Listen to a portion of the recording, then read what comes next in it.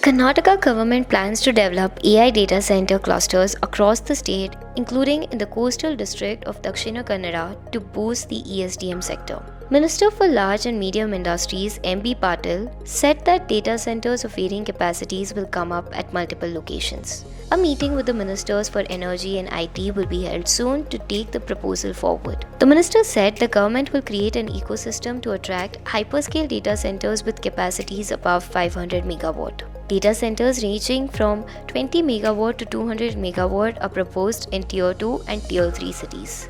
The coastal region is being considered for a 500 megawatt AI data hub. Officials have been asked to conduct a feasibility study on setting up a cable landing station in Mangaluru.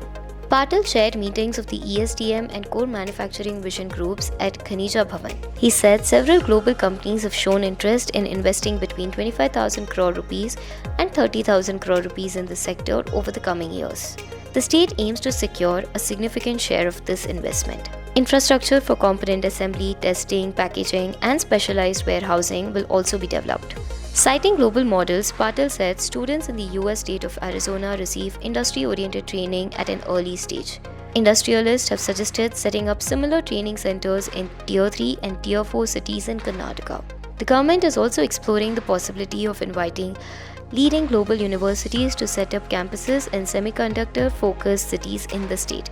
The minister said the functioning of data centers and specialized universities in the United States and Malaysia will be studied. In Malaysia, clusters of 50 megawatt to 200 megawatt data centers have been established in the past 5 years. A high-level delegation from the state may visit both countries. On the core manufacturing sector, Patil said iron ore availability is critical. He said restrictions on its use within the state need review and assured that a suitable policy framework will be examined. He also said automotive manufacturers currently import specialized grades of steel. Industry leaders have sought support to produce such steel domestically. The government will review the matter.